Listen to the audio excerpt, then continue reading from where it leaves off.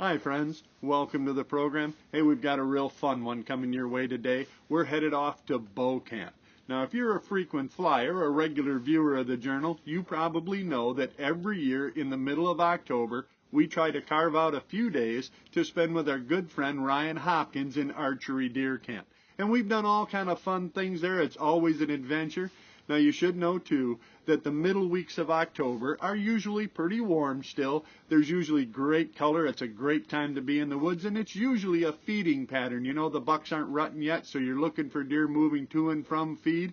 That's what usually happens, so of course there's none of that on this program. No, nothing usual happens when we get together. At least that's the way this hunt turned out. We decided this year, first of all, that we'd take turns. So Ryan spent more than a little time convincing me that the younger hunter should always get to go first. And seeing as how I've kind of heard, age before looks, I said, yeah, okay, whatever.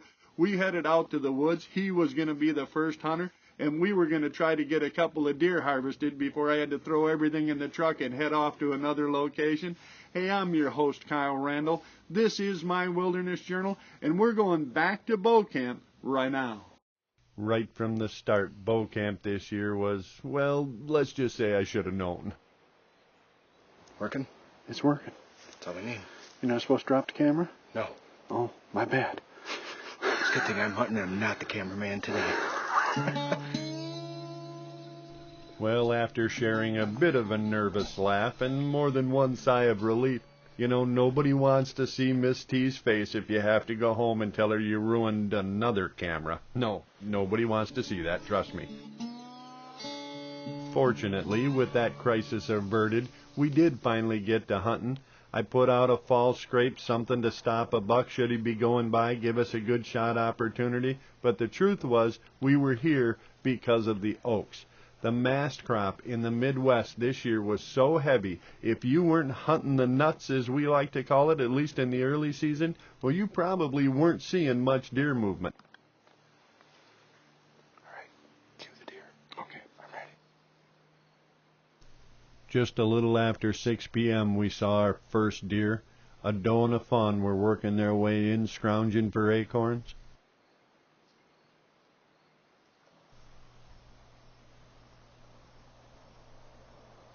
The doe worked her way around the far side of the tree, but the fawn, still with a few spots from this summer, was working its way right straight into our buck trap, our fall scrape. This little deer was obviously intrigued by the scent I'd put out. It pulled her right into position, right into our trap. The only problem? Not the right deer. We'd watched that doe and fawn feeding for 15 or 20 minutes when Ryan caught a little movement back in the thick. Little buck rocking out there in the popbles.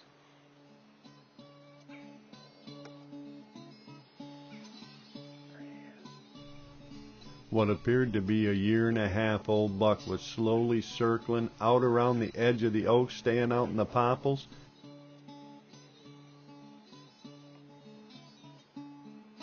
When he got far enough down the ridge to catch up with the doe and fawn that had been feeding out in front of us, they all kind of stood there looking back at our big old oak tree for a while. And then, I suppose that one's too small. Too young. They're coming right at us right now. and then I guess he decided it was just too good to pass up.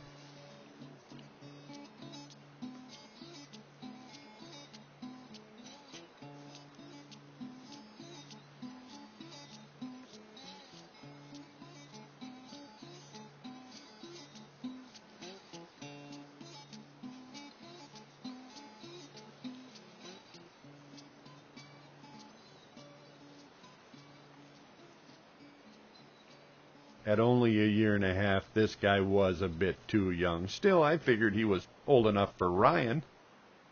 We were taking turns, remember, and should Ryan decide to go ahead and try and harvest this buck, well, that meant then it would be, well, yeah, you get the idea. Unfortunately, I never did see Ryan reach for his bow, and when this doe caught a whiff of something she didn't care for, she nervously trotted off, and yeah, he went with her.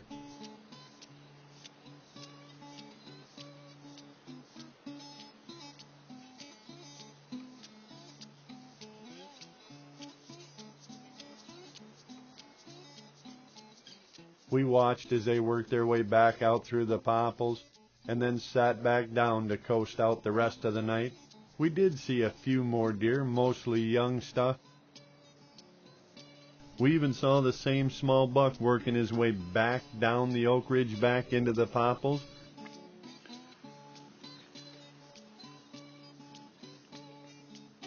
But unfortunately, we didn't see any shooters, not that first night. Unfortunately for Ryan, that first night in the stand did go a little bit slow.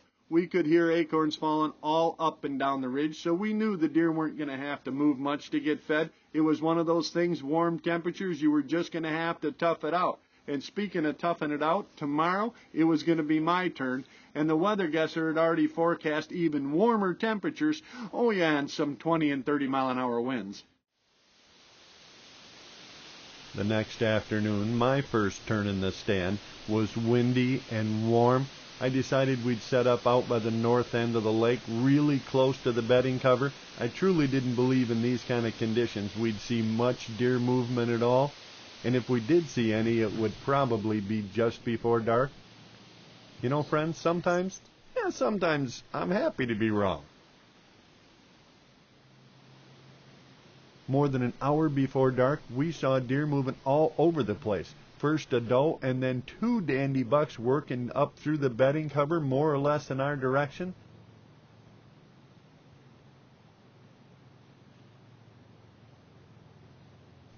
I was watching those two bucks pretty intently when I heard the unmistakable sound of hooves crunching in leaves. I looked out on the ridge and here was another buck. A really nice looking 3-year-old 8-point was working his way right up the center of the ridge.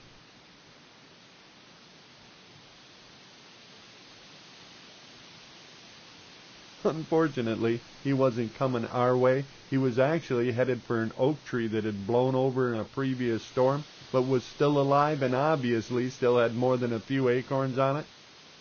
We watched as he eased up to that tree. I'm telling you, folks, mature deer like this on a warm afternoon, an hour before dark, all I really needed now was for a buck to work its way in close enough for a shot.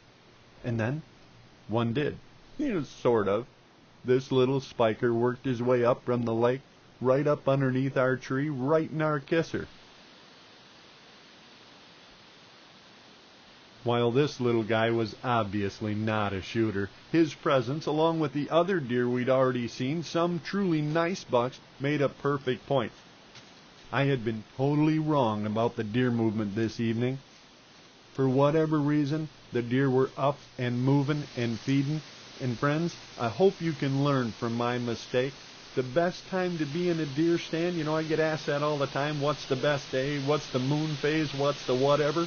The truth is, the best day to be in a deer stand is whenever you can get there. Because believe me, friends, it's near impossible to shoot one while you're sitting on your couch. That buck needs another year. It's going to be a good one. He just needs to be a little older.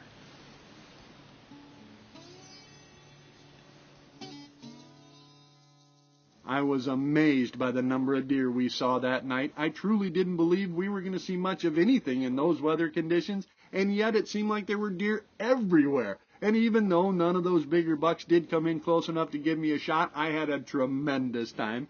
Although it did mean, of course, yes, it was going to be Ryan's turn again, and when we got out to the stand, we were soon to find out we weren't the only ones hunting that night. We were set up by the big swamp, waiting for the last of an all-day drizzle to end, and Ryan was, entertaining himself like he normally does when things are slow. And honestly, it really didn't matter. We hadn't seen a single hair moving. We had set up on the edge of the swamp. There was a little bit of buck sign there, and I was truly hoping that we might catch an older deer, slipping out of his bed just before dark. But so far, we hadn't seen anything. In fact, it was only after the sun finally started to come out when I noticed something moving down along the swamp. We looked, and it was a bobcat. And it was sitting right there 20 yards from us, staring out into the swamp. It could see something. I looked over there, and it was a deer. This bobcat was doing the exact same thing we were doing. It was deer hunting.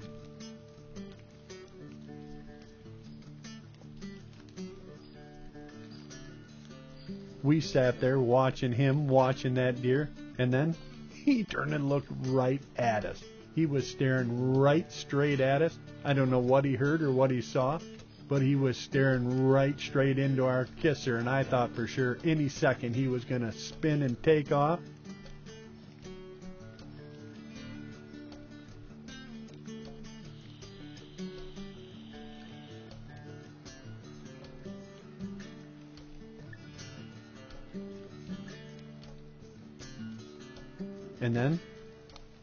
And then he went back to watching the deer. And when the deer finally passed us both down through the swamp, he turned to follow it. I squeaked at him, and we got a chance to have a good look. This was obviously a smaller, young cat, maybe a female. It stood there, frozen, staring at us, obviously trying to figure out what it was that made that noise and what we were up in that tree. Until finally she trotted off the same way the deer went. Then, just as I thought, that really couldn't get any cooler, here come another bobcat, a much larger cat, following along the edge of the swamp the same way the deer went. Friends, this encounter just went from really cool to downright amazing. I cannot believe how quiet those things are. That was amazing. When I first saw it, I thought it was a squirrel. I just saw a little fur, and then I saw the tail doing that. Oh, really? Crap, that's a bobcat. You don't see a lot of, I see a few, but you don't see a lot. How many have we ever got on camera? 3. Right. In 15 years. Right. That was awesome. Yeah. Totally awesome. It's got to be a good luck charm. Oh, yeah. Real cool. Yeah. That was cool. Well, not surprisingly, we didn't see another deer that night, but wow.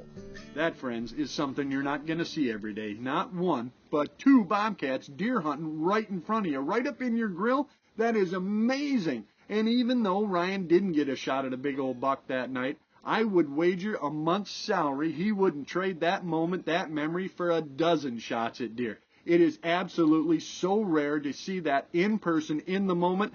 It's a memory I'm sure we'll both keep forever.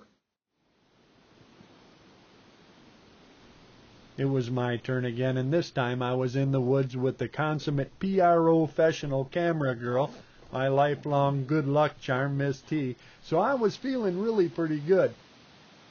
We were set up along the southern edge of the big swamp, and it wasn't 15 minutes into our sit, and we already had deer starting to move up out of their beds and onto the flat to pick acorns.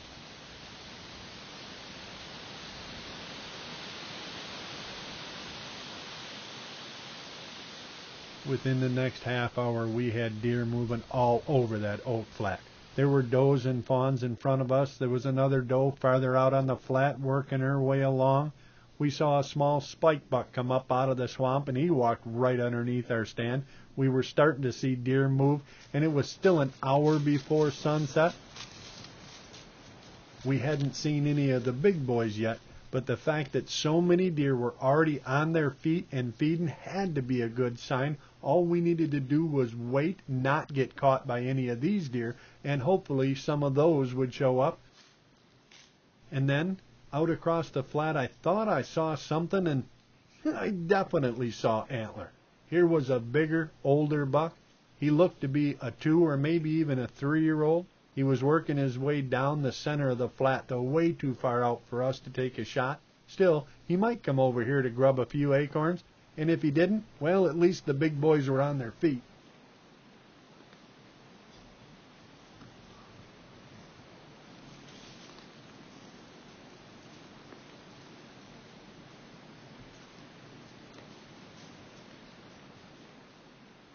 I was keeping an eye on this buck as he worked his way along when I heard Tina whisper at me. I looked, and here was another buck, a little bit older buck, actually coming the other way, back up along the swamp, and it looked like he was going to pass right in front of us.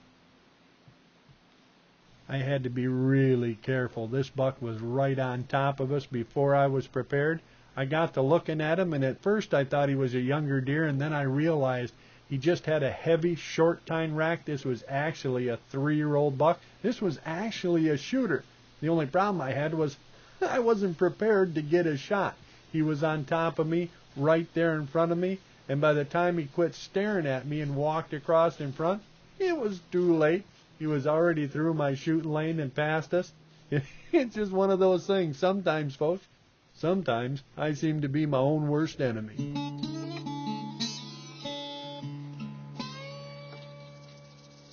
Well, I sat there feeling more than a little bit ticked at myself for making such a rookie mistake when I noticed this doe look back, and here was another buck. A dandy 8-point was standing out there staring. I wouldn't make the same mistake twice, except for, yeah, this was definitely not a shooter. This was, in fact, a 2-year-old buck, the kind of deer you want to let go 1 or 2 more years just to see what he's going to be. Still, we were seeing deer. There were bucks cruising and feeding. This is the kind of day you hope to have every time you go to a stand. Now all I needed was, yeah, another chance, yeah.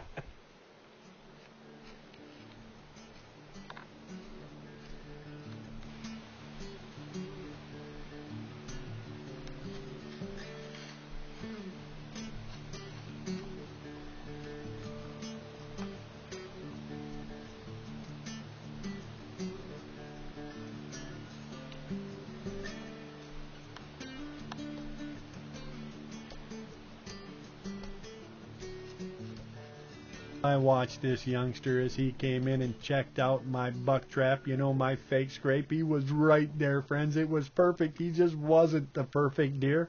All I could do was watch as he left and started grubbing his way back out looking for acorns. You can tell this is obviously a younger buck. In a couple of years, he'd be one of those. Here was another dandy buck standing out there staring in at that younger deer. Unfortunately, he never came in.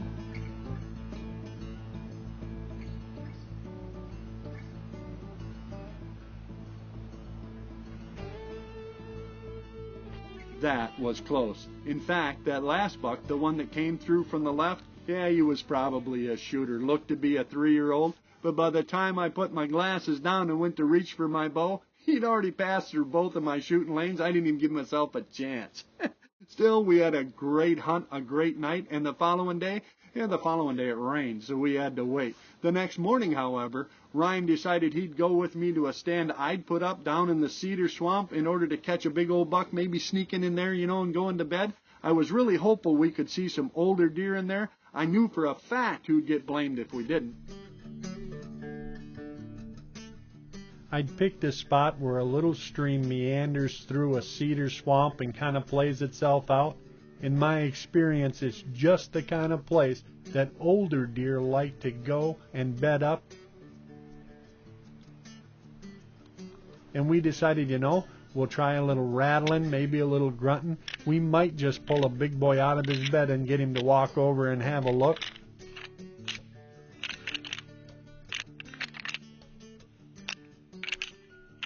And friends, every once in a while, a plan actually works.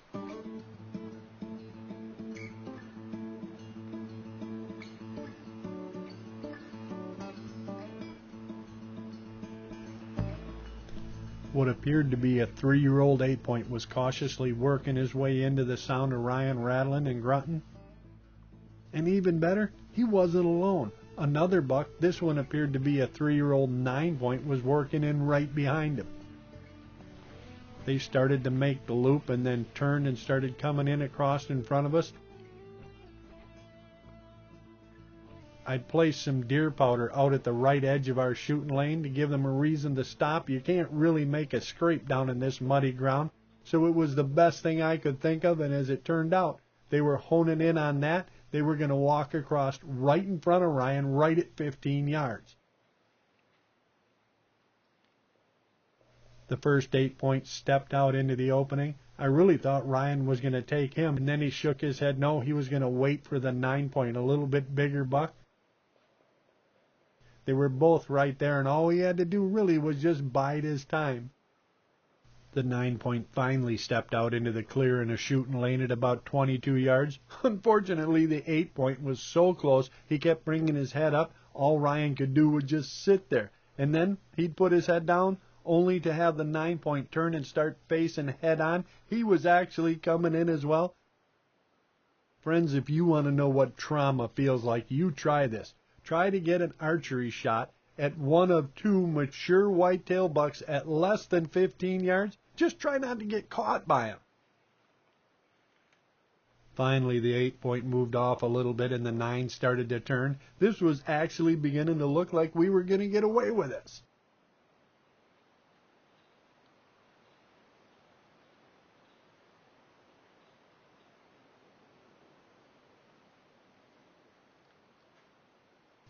The buck finally started to calm down a little bit, and ever so carefully Ryan started to draw his bow. Only to have him look up and jump. He saw something, heard something. It didn't spook him really bad, but he jumped out to about 25 yards. Ryan decided to try him again, but just as he got to full draw, the buck actually stepped out of his shooting lane. He had to let back down. Oh, but we weren't done. He looked up, and there was the 8-point. He'd seen some movement too, but he hadn't spooked yet, and he stepped out into the shooting lane at about 28, 29 yards.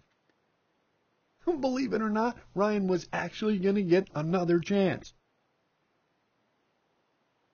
The buck just stood there, staring at what I don't know, but it wasn't us. Ryan came to full draw, and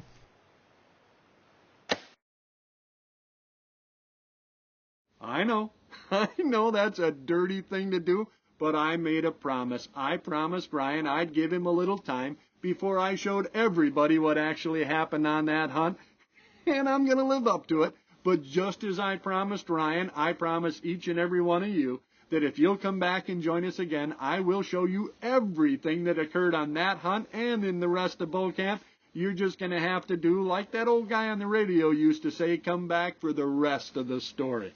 Hey, I hope you got out and had as much fun bow hunting this year as we did. I hope you got a couple of big old good ones of your own. And I truly hope to see some of you in the field yet this season dragging one out. And you know, if I do, I'm going to stop and help you drag it, and then we'll share that cup in a fire. And friends, if I don't see you out there, well, then I truly hope to see you right back here for another adventure from my Wilderness Journal. thanks again for watching, friends, and I promise I will show you what happened on that hunt. The Journal.